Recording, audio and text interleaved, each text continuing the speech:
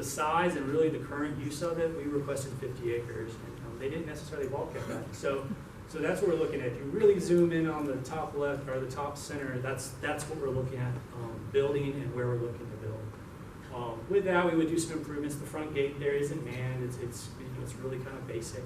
And so if we're going to have a permanent site there, we would help build that and bring in the infrastructure and all that fun stuff.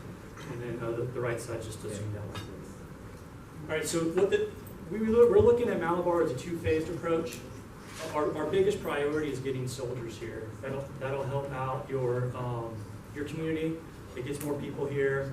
We can help with the businesses. But traditionally, the old school National Guard, we would pretty much join a unit in your community, and you probably would never leave. We're a little more different. Like I said, I live in St. Augustine. I travel to Tallahassee. Every time I go to Tallahassee, I got to get a hotel room. I got to eat on the local economy. Anything I go shopping because I'm bored. I go, I'm on the local economy, and so that's what we're looking at. In this case, like right now, it's programmed as a 2-unit with the expansion of up to 4. That's 300, 500 soldiers that could be here for any given drill weekend, and then our annual training period, which is 15 days. I say that's our traditional National Guard, 1 weekend a month, 15. We haven't seen that in a while. We've been pretty busy. But this would be a home for these units, and this is where they would stay for a while. When we sign a document, a lease to build, we're basically promising we'll be there for at least 25 years. But we're in buildings we've been in for 100 years. We don't like to leave when we get there, so especially with new buildings. So our first project would be a 2-unit readiness center. It's roughly 59,000 square feet. Additionally, what we build now is there's 2 auxiliary buildings. One is a maintenance building where you can bring in your vehicles. You do the basic level maintenance on your trucks, the trailers, equipment. Additionally, you get a building that's unheated. You get storage of our facility, our unit equipment and stuff like that. So that's our first and our most important approach to Malabar. Secondly, anytime we build a new facility, we like to build our robust vehicle maintenance shops. We can handle anything in the Army inventory, and they're mostly regionalized. We take on any equipment within the general area, and that's the shop that services all that equipment.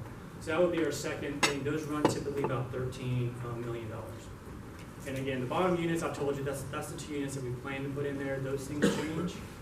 But as of right now, that's what that building is based off of, is those specific 2 units.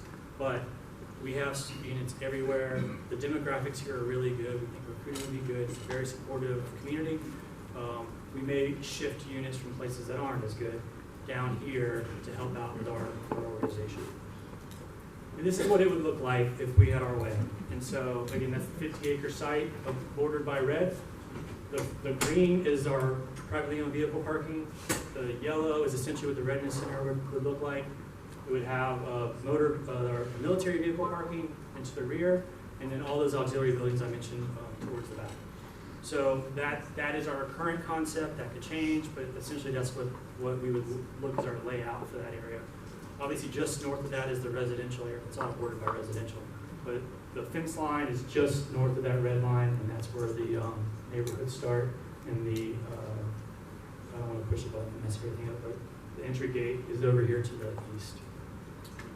So with that, this is our most recently completed building. I think I joked about it in March when we were up there. People think the National Guard and ugly facilities, and we don't have any taste. We stepped up our game a little bit. This is in Flagler Palm Coast. We finished this about a year ago. This is about a 65,000 square foot building. It houses an entire battalion minus of an air defense artillery battalion. The bottom left, even though it's a little hard to see, is our entryway, our lobby.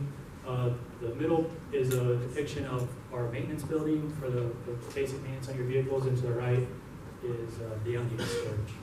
So I just wanted to kind of give you a depiction of what our typical buildings are looking like. And that is my final slide. So before we go into questions and answers, if I didn't take up too much time, I do appreciate you guys having me here. I know my dad would really like to be here to talk to you guys. He's a way better speaker than I am. But I do appreciate it. Your community is awesome. When we came here in March, so supportive of the military and veterans.